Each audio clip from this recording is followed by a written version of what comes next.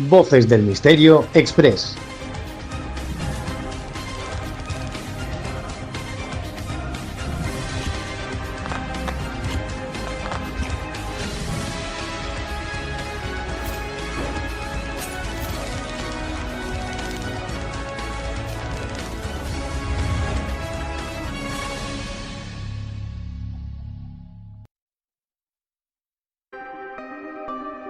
Leyendas, enigmas, fenómenos paranormales, ufología, sociedades secretas, criaturas extrañas y la parte de la historia que nunca te quisieron contar las encuentras aquí, en Voces del Misterio Express.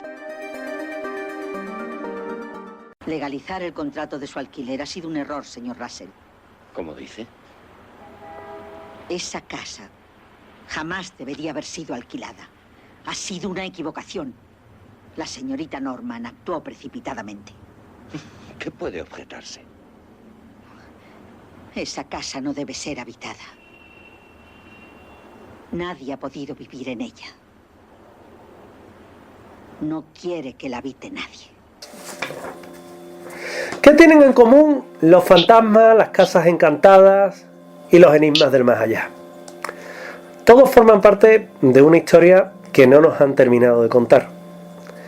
Y por eso, mi invitada de esta noche, una buena amiga, como Mado Martínez, pues nos va a llevar por un recorrido en el que se van a poner de manifiesto sus particulares gustos.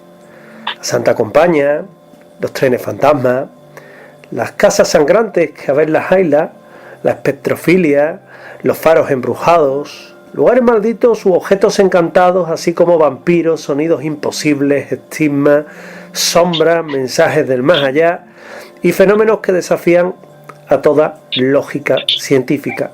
Y todo eso con la forma de contarlo que tiene Mado, que sabe como nadie envolverte en ese halo de misterios que tienen precisamente muchos de esos lugares que ella ha visitado y que indudablemente siempre te dejan un pozo de sabiduría, porque ella es la autora de Misterios del Mundo, viaje al centro de lo insólito. Y para que se hagan un poco una idea de ella, pues es doctora por la Universidad de Sevilla en Filología y Antropología, autora de un montón de libros y es considerada como una de las escritoras, más destacadas que a día de hoy nos podemos encontrar.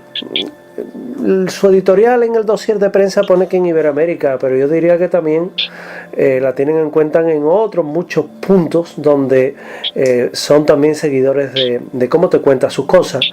Una obra, esta de la que vamos a hablar, entre otras muchas cosas, en la que vamos a orbitar entre la historia, la ciencia, la conciencia, el misterio, el más allá y lo que se dé. Porque al fin y al cabo estamos aquí para hablar con ella y también saber de ella, que es importante. Mado, ¿qué tal? Muy buenas noches. Buenas noches, José Manuel. Oye, qué feliz estoy de estar aquí contigo. Qué ganas tenía de hablar contigo, ¿eh? De verdad. Aquí hay voltaje radiofónico contigo. Oye, un libro el que has sacado, Misterios del Mundo, que se ponen en este libro tus misterios del mundo favoritos, Mado.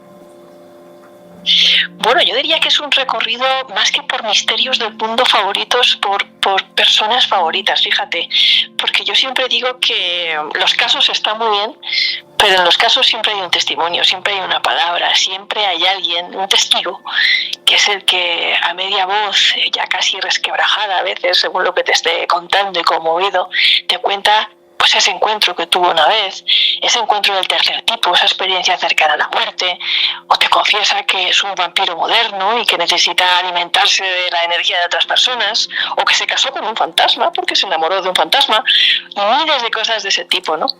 Entonces, sí es un recorrido por lugares, misterios y personas, sobre todo en personas.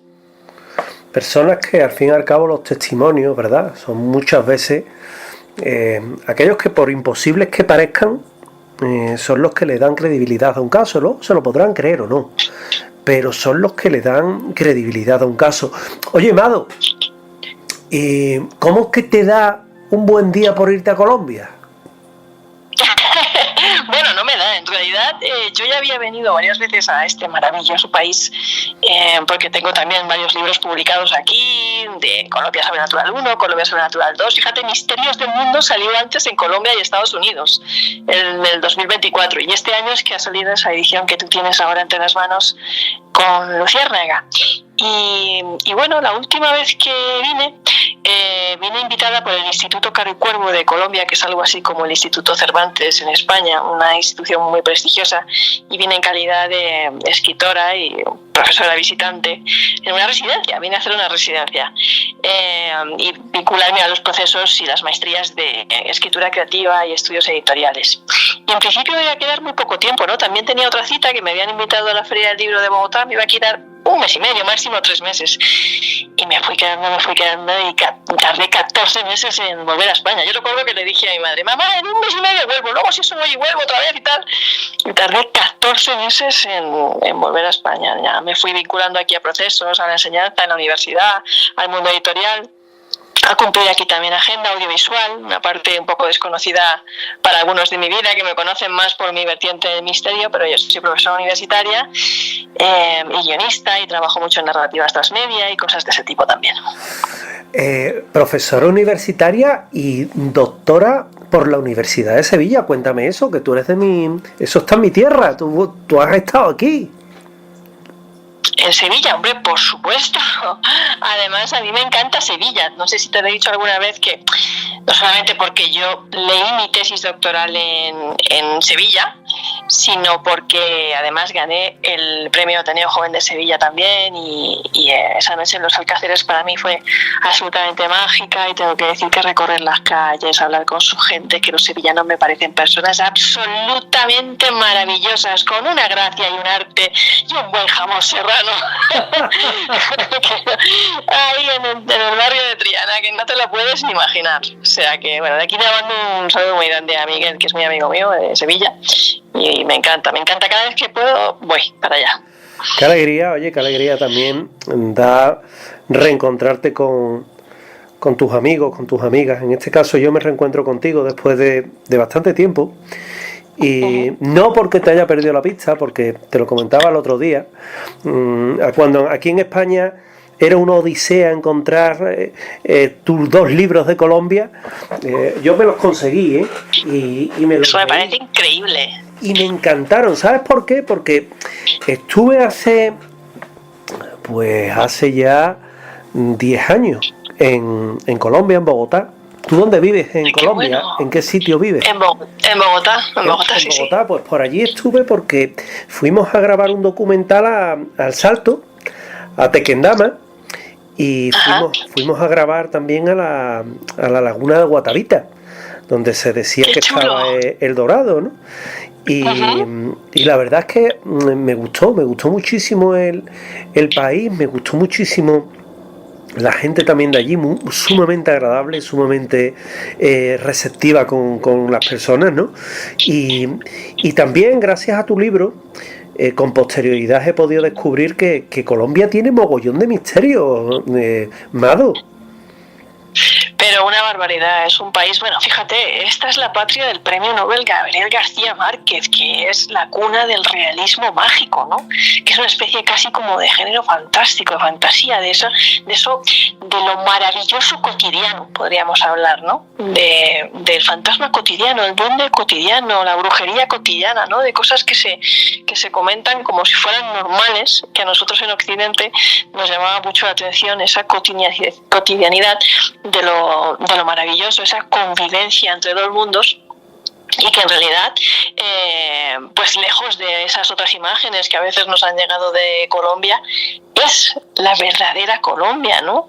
La Colombia de Gabriel García Márquez, y está llena de misterios, de historias, de lugares, de sucesos, de leyendas, de mitos, de todo. Y a mí realmente me cautivó, no solamente por todas sus historias, sino porque para mí la amabilidad tiene su patrimonio en Colombia. O sea, la amabilidad y la hospitalidad de los colombianos debería de verdad ser patrimonio cultural de la humanidad, porque son personas absolutamente hospitalarias, cálidas, maravillosas, increíbles. Su forma de entender el misterio, Mado,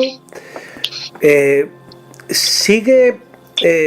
¿A ti te recuerda a cómo se vivía aquí el misterio hace 5 décadas, por ejemplo? Con más pureza, es decir, más interesados en lo que era el tema, por ejemplo, el tema OVNI, el tema de las casas encantadas, pero con esa, en muchos casos, y entendiéndoseme en el lado positivo, con esa inocencia de aquel que lo que quiere es descubrir más que poner en tela de juicio?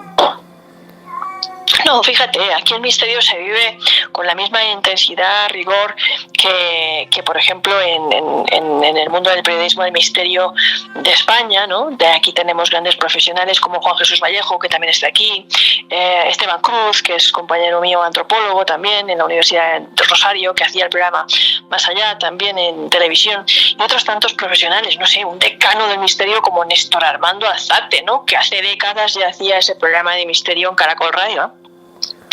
Lo que sí que te puedo decir es que en cada cultura, en cada sociedad, el misterio se interpreta y se vive de una manera muy diferente. ¿Qué quiero decir con esto? Que si nosotros vamos a una tribu de los Tiv de Nigeria y les hablamos de Shakespeare y del fantasma de Shakespeare, ¿no? Y le interpretamos que eso es un fantasma y nos tiramos de los pelos con el incesto porque luego ella se tiene que casar con el padre o el hermano, ¿no?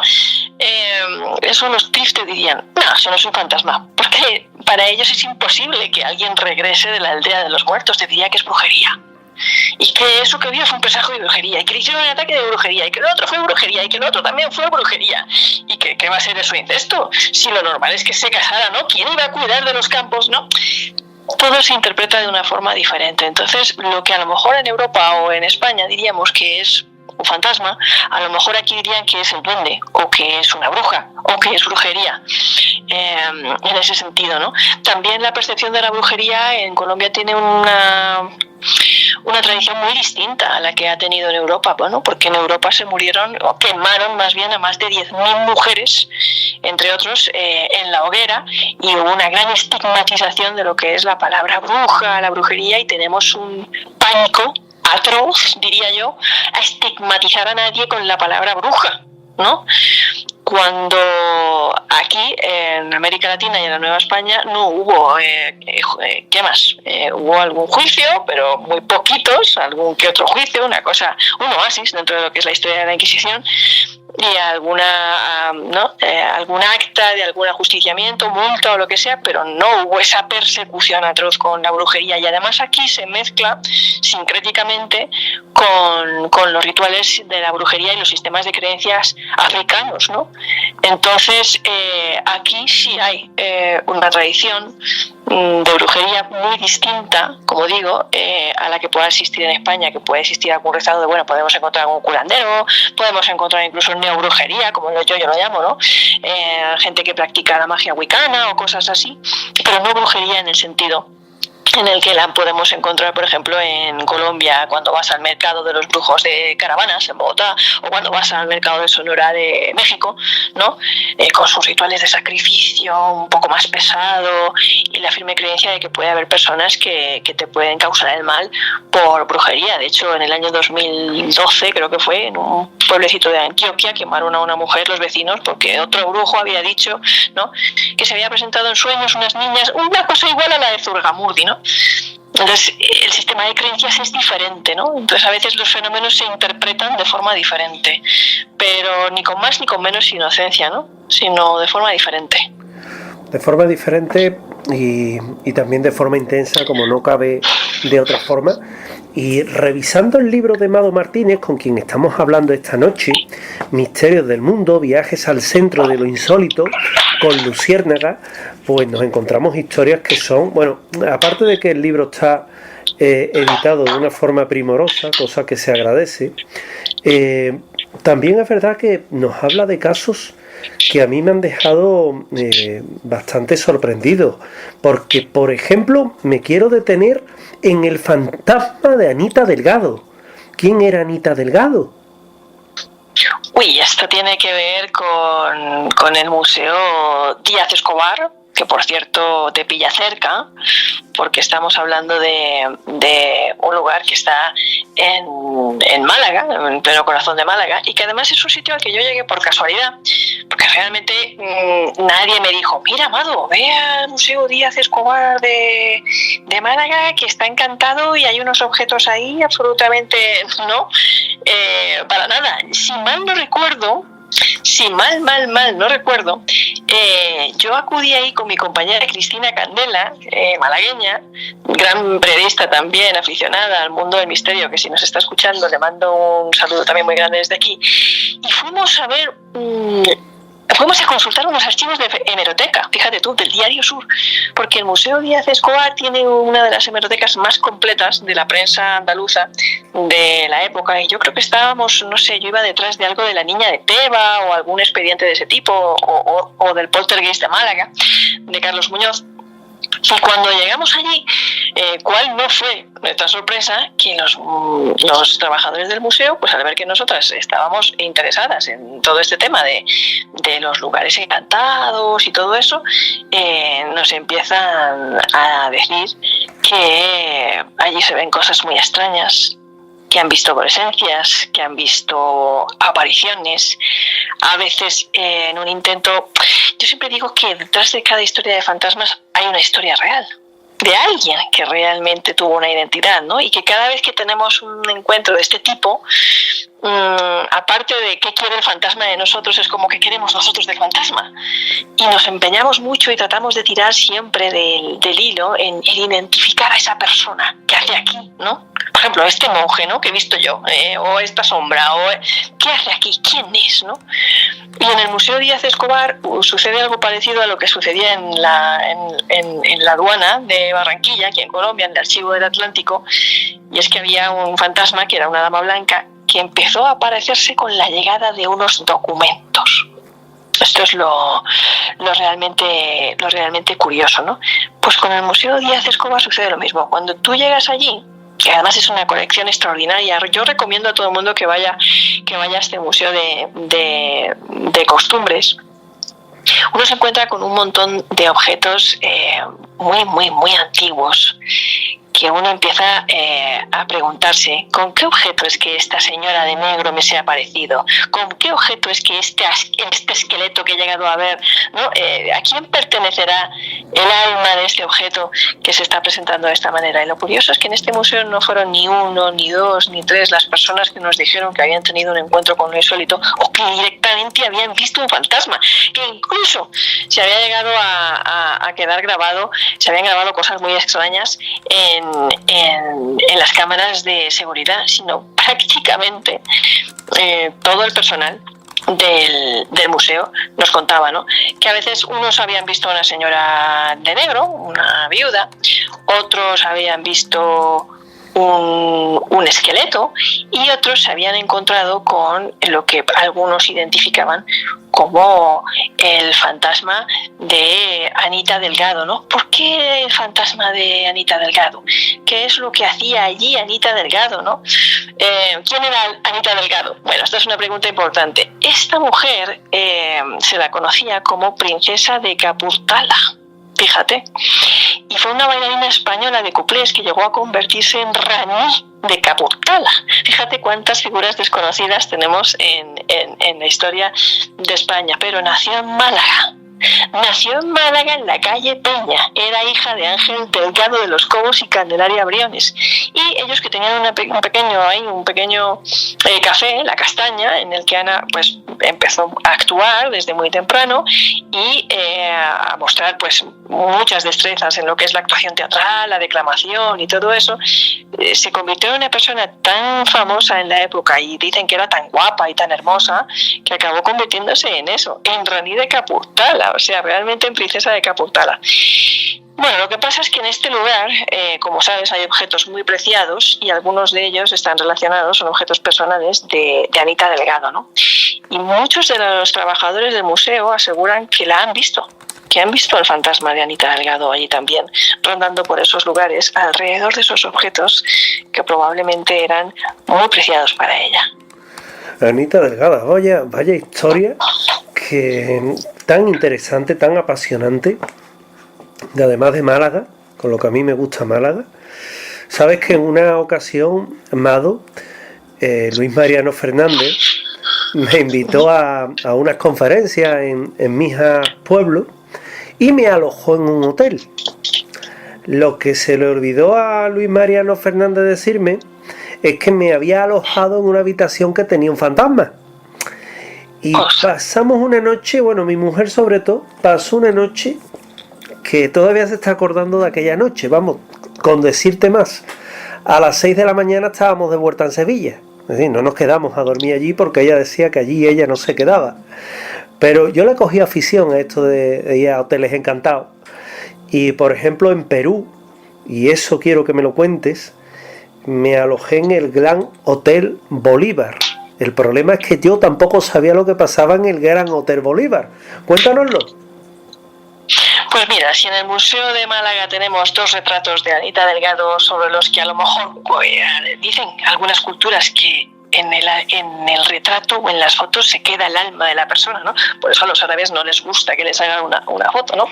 Pues lo que tenemos en el Gran Hotel Bolívar de Perú para mí es un auténtico viaje en el tiempo. Yo no sé si existen, y te entiendo cuando dices que no durasteis ni una noche en ese hotel, porque yo también me he alojado en alguno que otro un tanto extraño. Yo soy un poco dura de oído, pero las que iban conmigo sí salieron corriendo. Y la cuestión es que si alguna vez inventan la máquina del tiempo, no la inventan, yo no sé si la van a inventar, yo no sé si son posibles los viajes en el tiempo, pero cuando uno va al Gran Hotel Bolívar de Lima, en Perú, entra en otra dimensión, entra en el pasado. ¿Cómo lo explico? Todo, absolutamente todo está como estaba.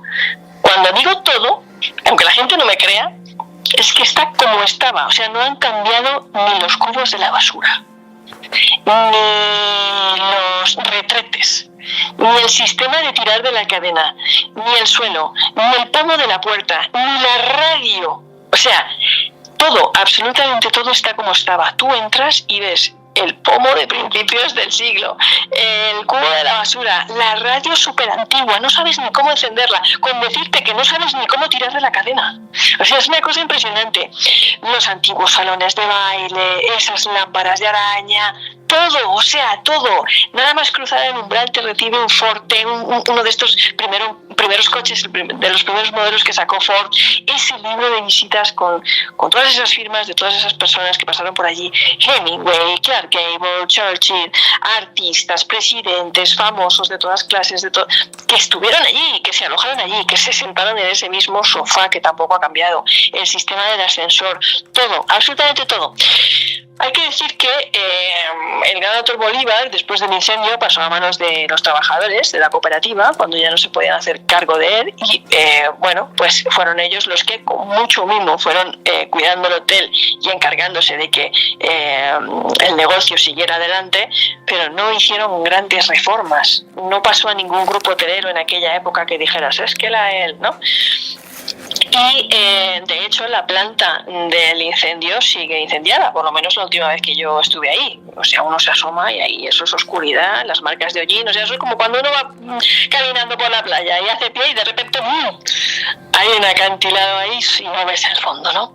Pues igual, cuando tú llegas a esa planta del hotel, pasas de las luces, de los pasillos interminables, laberínticos, que eso también es una sensación muy abrumadora. Pasas a ese cortado de oscuridad, donde las paredes están manchadas todavía de hollín y oscuridad, ¿no? Y este hotel es uno de los lugares más embrujados, o uno de los hoteles más embrujados de toda América Latina. Hay algunos trabajadores que pues si te dicen que bueno, que ahí no pasa nada, que eso no es verdad y tal, mientras que otros te cuentan que la energía es muy pesada, que hay ciertas zonas a las que ellos no se atreven a ir solos, que no se atreven a subir a la zona de calderas ni a cambiar el combustible, que a veces pasan cosas, ¿no? Como que se encienden y se apagan la televisión, que también es bastante antigua, o la radio solas, que hay apariciones, que hay incluso huéspedes que han salido corriendo, ¿no? Y esto es algo que puede llegar a resultar para algunas personas pues un motivo para no alojarse, pero que yo creo que es el motivo para alojarse y que realmente es una experiencia extraordinaria, ¿no? Porque porque uno no sabe muy bien dónde se encuentra, si se encuentra en el presente o se encuentra en el pasado. Y es cierto que es uno de los únicos lugares u hoteles en los que yo he estado, en los que he llegado a sospechar que el rostro del pasado seguía impregnado en el espejo, ¿no? Y de hecho, de mis amigas, las que fui con dos amigas que yo las llamo mis primas, porque son como familia para mí, de Colombia también, una de ellas tuvo una especie de trance histérico, ¿no? Ya se nos apagaba y se nos encendía la televisión, fuimos a dar unas vueltas y sintió una especie de escalofrío y malestar que la llegó a afectar sobremanera, ¿no? O sea, es un lugar que sí que es proclive a sugestión. ¿Te ha pasado algo alguna vez, Mado? Algo raro. Pues mira, cada vez que me hacían esta pregunta yo decía que no. Yo decía que no, que a mí no me ha pasado nada y tal, y yo confieso, de verdad, tengo que decirle a la gente que aunque yo investigue todo este tipo de fenómenos y experiencias y estados alterados de conciencia y todo esto, yo soy bastante dura de oído. No suelo, o sea, no, de otros ven o de otros sienten o otros no, e incluso he visto cosas a veces, ¿no? Pues que se me ha girado una grabadora o que se ha caído tal o ha habido una luz imposible arriba o he escuchado como que me quedo bastante fría, ¿no? Pero sí que es cierto que una noche yo estaba en el colegio abandonado de Agost con un compañero, habíamos ido varias veces allí, yo estaba haciendo un reportaje para la revista Enigmas, creo, no recuerdo bien, y bueno, estábamos allí, habíamos ido a hacer pues unas sesiones, unas grabaciones psicofónicas, yo ahí a tomar notas para el reportaje, a sacar fotos, y sí que es cierto que cada vez que preguntábamos, ¿hay alguien aquí? ¿No? La típica pregunta. Se oían como unos golpes, unos estruendos metálicos que retumbaban en todo el edificio, que es absolutamente inmenso, porque era un antiguo colegio abandonado para disminuidos psíquicos en la época franquista, perdido en el monte, en régimen de internos. Y parecía como que todas las tuberías, las calderas, todo en el edificio temblaba, ¿no? Nosotros estábamos en la zona del teatro. Todas las veces fue así. Y en un momento dado, ya avanzada la madrugada, vimos en lo alto, y estoy hablando en lo alto porque la zona del teatro tenía un techo altísimo, ¿vale? Vimos en lo alto una sombra de ojos rojos. Algo con ojos rojos, pero grande, absolutamente grande. Dos ojos rojos absolutamente encendidos, como dos brasas ardientes. Y en ese momento yo pues no quería que él se asustara y él no quería que yo me asustara. Y empezamos a darnos toda suerte de explicaciones, a cada cual más absurda, ¿no? No, pues esta seguro que es una paloma. Joder, pues será del tamaño de una avestruz, porque fíjate que no. No, porque claro, ningún animal se podría estar apoyando ahí. No había nada en lo que apoyarse. Flotaba, literalmente. Flotaba. Y era una densidad y una oscuridad más negra que la noche. A mí me dio un ataque de ansiedad, yo tenía taquicardia. Estaba deseando salir de allí, pero no quería mostrarlo.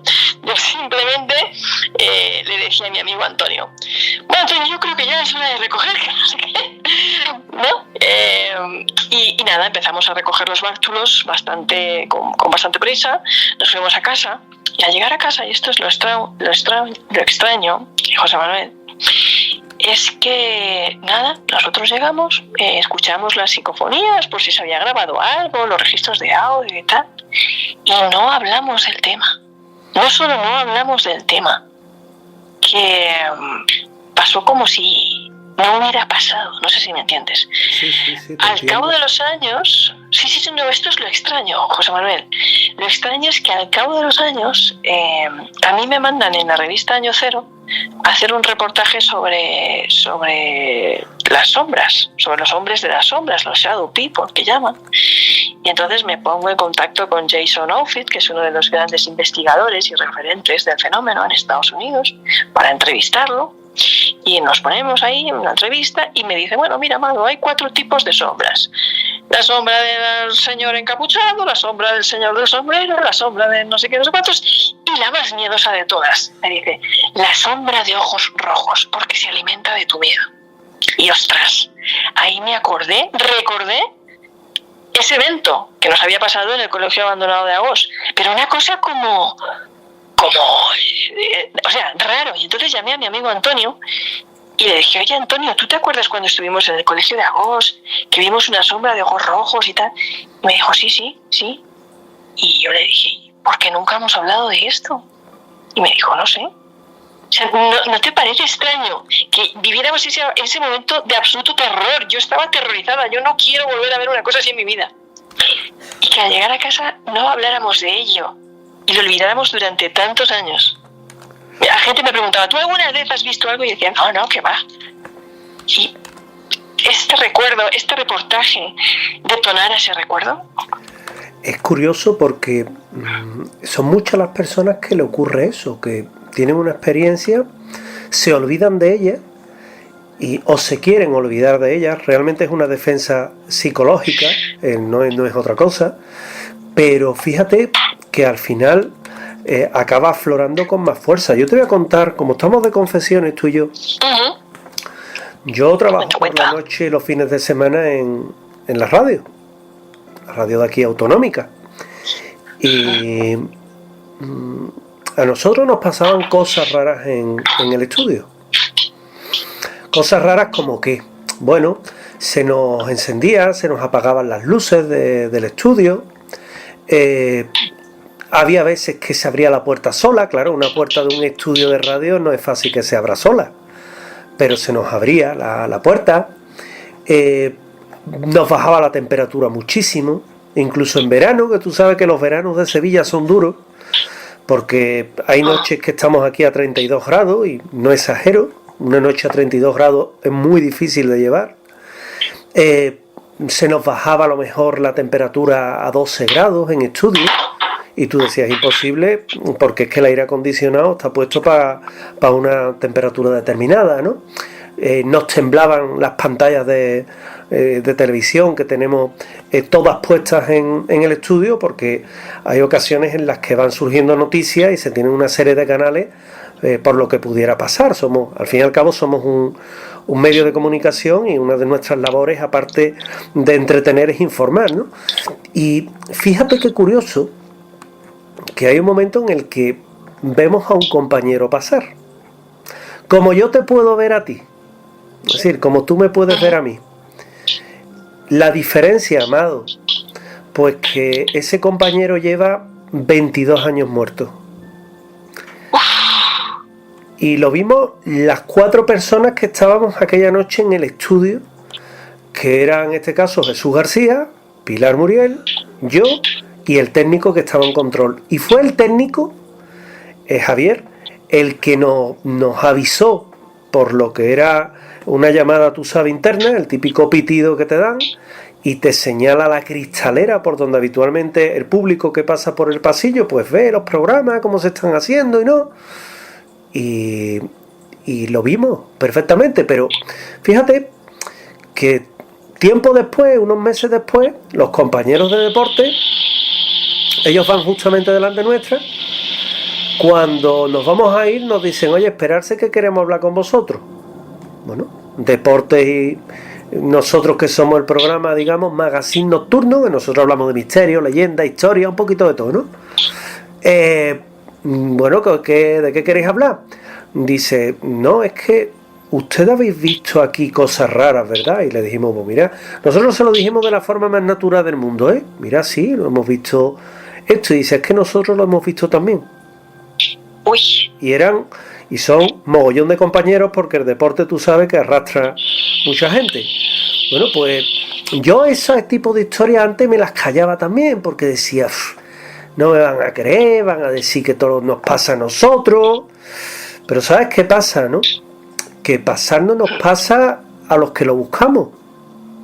Al que no le pasa es al que no lo busca. Al que está en su casa, al que le dan miedo a estas cosas y no va a un sitio. Pero realmente, como te pasó a ti, el que se mete en un caserón abandonado, se mete en un sitio que dicen que está encantado y al final le pasa algo raro, es al final el que lo acaba viviendo. Por eso, bueno, pues yo me quedo con ese tipo de experiencia, Amado. Sí, claro, además que cuando uno la vive en solitario se siente más vulnerable y más solo y muy desamparado en este tipo de casos, ¿no? Porque uno llega a dudar. Yo, si no hubiera estado ahí mi amigo Antonio, pues imagínate, ¿no? Y aún así, yo no sé si es que el cerebro tiene un mecanismo como de borrar lo que como de repente, como yo no sé si es que entra en shock, ¿no? Entra en shock y es como que trata de normalizar y borrar aquello que amenaza con resquebrajar tu cotidianidad. Yo, aunque no lo parezca, soy una persona que se come demasiado la cabeza, que piensa demasiado, que siempre estoy un poco en medio, ¿no? Los escépticos me llaman crédula, los crédulos me llaman escéptica, porque siempre estoy dudando, ¿no? Entonces yo creo que eso puede llegar a ser como una especie de shock, ¿no?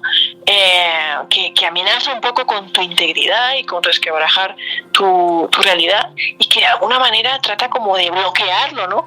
Pero cuando ya son más de uno, de dos, en tu caso 4 personas los que llegan a tener la experiencia, yo creo que eso no se puede achacar ya ni a lo que comúnmente se ha denominado alucinación colectiva o histeria colectiva.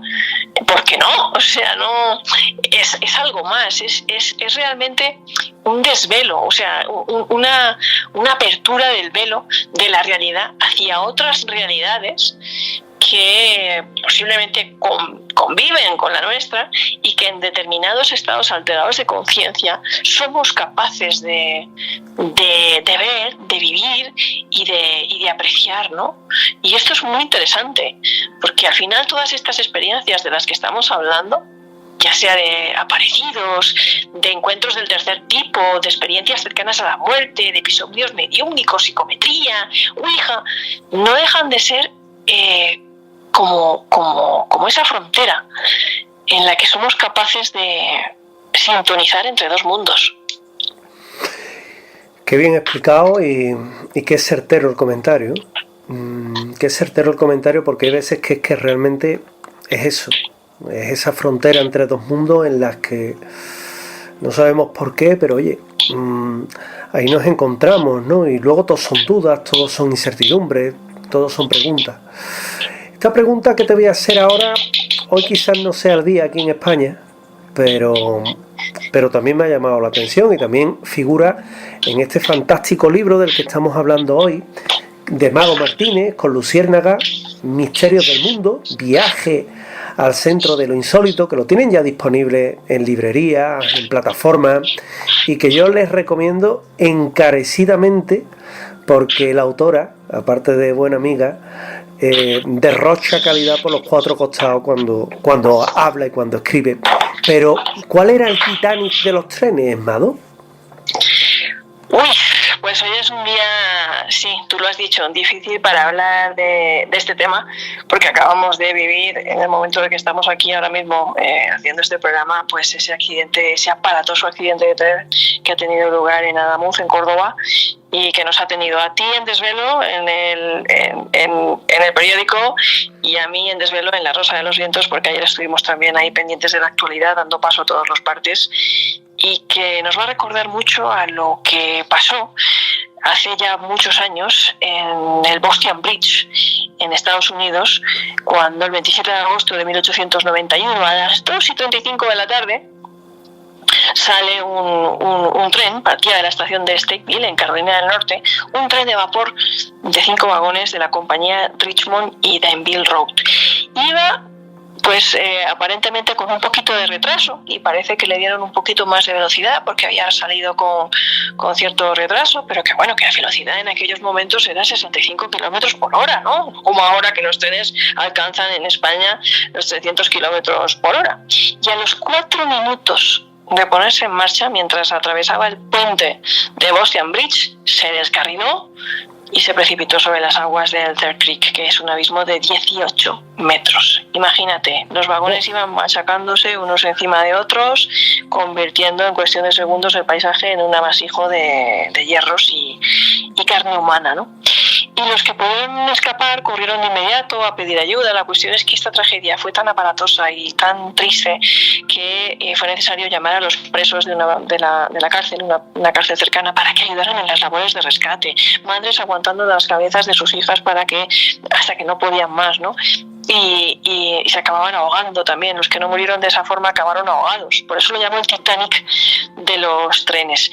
Lo curioso, lo extraño, y aquí es lo extraño, es que, ¿ves? Ya empezamos a hablar de aparecidos y de trenes fantasmas y de cosas que quedan como enganchadas en el bucle, ¿no?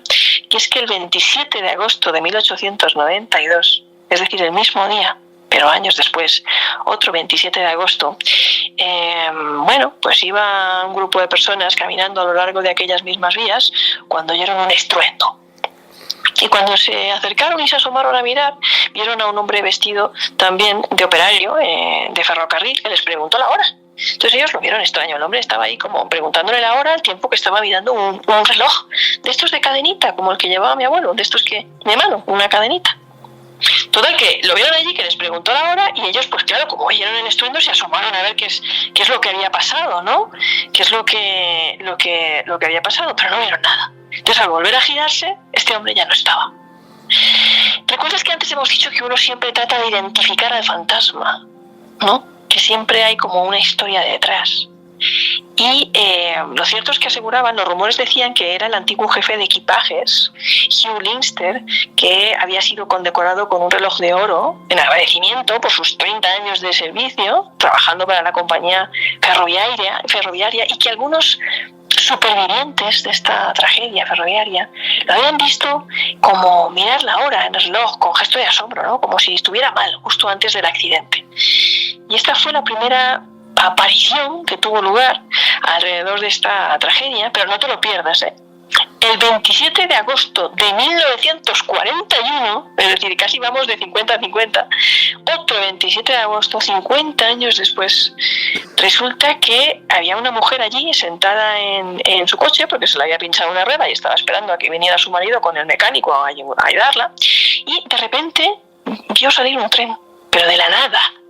Lo vio, lo oyó, vio el vapor, escuchó los pitidos de la locomotora y el súbito estruendo que produjo también al precipitarse y se descarriló. O sea, ella lo vio descarrilarse frente a sus ojos, y ella efectivamente pensaba que era un tren de verdad que se estaba descarrilando, ¿no? Y entonces corrió a asomarse al lugar de la caída y vio ese amasijo de vagones, las personas atrapadas, gritando, profiriendo lamentos de dolor, pidiendo ayuda.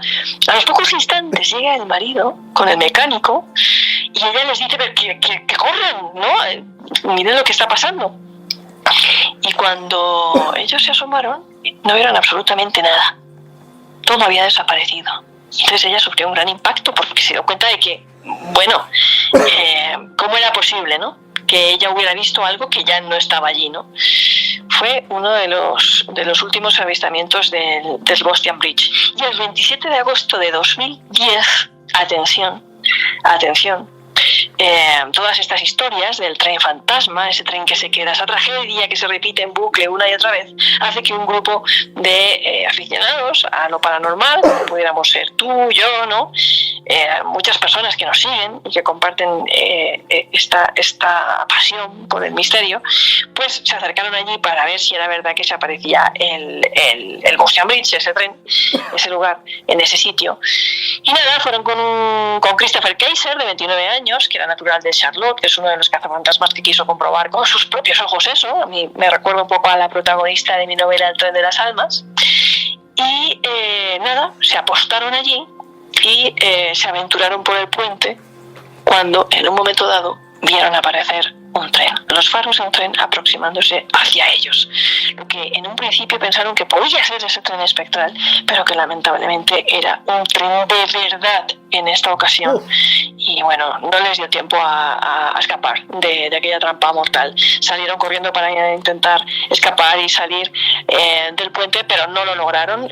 Fallecieron todos menos una, a la que Christopher, por cierto, empujó por el puente y cayó por el puente, y aunque sufrió traumatismos y heridas, logró salvar la vida, pero los demás murieron. Esta noticia salió en CNN y nos recuerda un poco pues esos lugares de tragedia, marcados por la tragedia, en los que a veces nosotros mismos somos los que también conectamos y buscamos esa tragedia que vuelve a repetirse una y otra vez. Menuda historia, Amado. Menuda historia, ¿eh? Tremenda, ¿eh? Tremendo. vamos a ir acabando, Mado. Oye, ¿qué echas de menos de aquí, de España? Uy, de España muchas cosas, la comida, mi familia, la playa,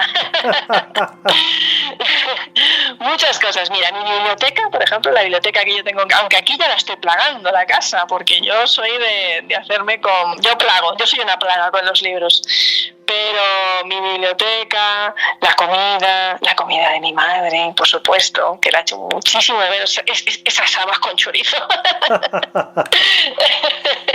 Ay. Esas gachamigas, ese gazpacho manchego, ese arroz con conejo y caracoles. Veo que la gastronomía... Es que en España se come bien, ¿eh? Se come bien, se vive bien, ¿eh? En España se come muy bien y se vive muy bien. En Colombia también hay una gastronomía pues muy rica y tal, pero claro, uno pues echa mucho de menos su tierra, su familia, sus seres queridos y sus rinconcitos, ¿no? Tú sabes que yo soy del Mediterráneo y echo mucho de menos pues mi playa, mi mar azul, mi cueva de San Pascual, mis rinconcitos. Pero aquí también he logrado hacer un hogar y encontrar mis lugares. Y al final uno es de donde tiene el corazón, ¿no? Totalmente. Y yo tengo muy repartido, sí. Tú eres ciudadana del mundo, tú te has movido mucho, ¿eh? Sí, yo viví 5 años en el Reino Unido. He pasado mucho tiempo en muchos lugares, en muchos países. Los ingleses pues, son más fresquitos, ¿eh? Los ingleses son más fríos de carácter, ¿eh? Sí, totalmente diferente, no tiene nada que ver el carácter inglés. Mira que nosotros somos lo más cálido de Europa y nos choca mucho la frialdad de los ingleses, ¿no? Pero fíjate que nosotros también somos un poco demasiado fríos para los colombianos, ¿no? ¿Sí? En relación a lo cálido que sí, a lo cálidos que son aquí, lo amable. Nosotros a veces somos un poco rudos en las formas, ¿no? Por ejemplo, aquí siempre te preguntan en los mensajes, en todo, hola, ¿cómo estás? ¿Cómo amaneciste? ¿Cómo estás? Nunca te dicen directamente lo que quieren hasta que tú les dices, no, primero se preocupan por ti, ¿no? Y aquí es como, nosotros en España somos como más directos, ¿no? Como, necesito que me des esto, ¿no? Yo me acuerdo que una tarde yo fui a un centro comercial de Unicentro aquí y me acerqué al vigilante y le dije, ¿usted sabe dónde está? Yo qué sé, algo que yo estaba buscando aquí en Bogotá. Y el vigilante me miró de arriba abajo y me dijo, buenas tardes, señorita, así como diciendo que no ha sido capaz de... ¿no? Lo primero, la educación por delante, ¿no? Sí, entonces a veces vamos un poquito demasiado deprisa en España y nos olvidamos de la forma, ¿no? De buenas tardes, buenos días, ¿cómo estás? ¿Qué tal estás? ¿Cómo has amanecido? ¿Qué tal está su familia? ¿Cómo amaneciste? Cosas así, ¿no? Es cierto, se olvida muchas veces. Fíjate que con solo dedicar una sonrisa a una persona o pedir algo por favor, le has podido cambiar el día, ¿verdad? Simplemente sí, con totalmente. Educación, no cuesta dinero, es decir, eso está ahí y no es algo que debe de ser inherente en las personas. Mado Martínez, Misterios del Mundo, viajes al centro del insólito. Yo tenía muchas ganas de hablar con Mado, lo reconozco. Para mí el libro es una auténtica joya, tanto como lo ha editado Luciérnaga, porque le ha metido muchas páginas de grafismo, la letra muy cuidada, está muy bien, la edición es muy buena, pero es que el contenido es infinitamente mejor. Y nosotros, ella y yo, hemos hablado de 4 cosas, porque hace mucho tiempo que no hablamos y teníamos que hablar, pero fíjense, le leo los 20 temas y dentro de esos 20 temas hay muchas más cosas que ella toca en el libro.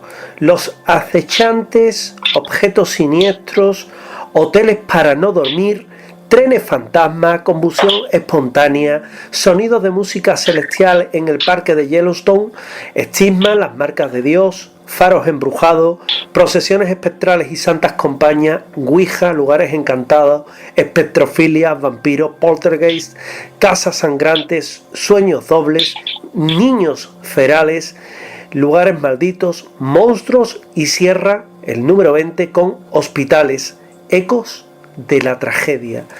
Yo creo que no se puede dar más en menos espacio en este libro que tiene, le voy a decir exactamente las páginas, pues 368 páginas, y van a disfrutar tremendamente de una persona que sabe contar muy bien las historias, que sabe vivir muy bien allá donde esté, sea en España o sea en Colombia, que a los que la conocemos siempre nos agrada y siempre nos resulta particularmente reconfortante, primero saber que está bien y luego encontrarte la alegría de un buen día poner La Rosa de los Vientos y escuchar que su voz inconfundible te habla en la radio, como solamente la radio puede hacerlo, al oído, despacito, sin prisas y contándolo como ella lo cuenta. Te deseo toda la suerte del mundo, Amado. Sabes que para mí eres mucho más que una amiga y te deseo que, bueno, estos misterios del mundo te traigan todas las satisfacciones que el mundo editorial, que últimamente no da muchas, te la pueda dar, pero que haya sido la excusa perfecta para hablar con un viejo amigo y para retomar el contacto. Muchísimas gracias. Gracias a ti, Bauti. De hecho, lo que te iba a decir es que a mí lo que me ha dado el misterio, si me ha dado algo el misterio a lo largo de todos estos años, que de, bueno, casi 400 páginas, bueno, es que no hemos podido meter casi ni el 1% de lo que había, porque ya son muchas millas en busca del misterio, pero lo que me ha dado el misterio ha sido amigos como tú, porque alrededor de esta pasión, de este querer, no sé, no creer o no creer, sino historias que ocurrieron y que siguen sin encajar del todo, ¿no? Querer saber qué hay al otro lado de la puerta, el símbolo, el límite, los estigmas, el misterio, ¿no? Habla del idioma, de la cultura que lo vive, todo eso, lo que incomoda y lo que surge, y donde la fe y la ciencia y la razón se encuentran, al final hace que personas como tú y como yo, que estamos en el mismo camino, hayamos formado como una especie de club silencioso, ¿no? Que sin decir que formamos parte de ese club del misterio y que somos amigos, pues nos ha hecho amigos, ¿no?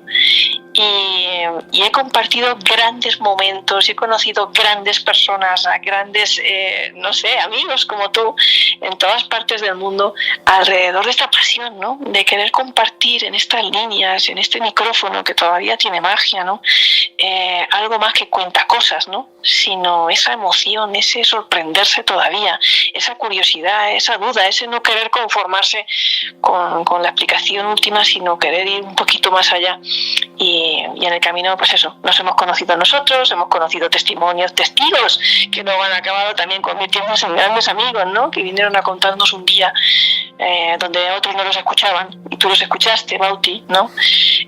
Otros los trataban por locos y que acabaron también formando parte de este club de los irreverentes un poquito, ¿no? De los raros, pero de los que sabemos que podemos contar el uno con el otro.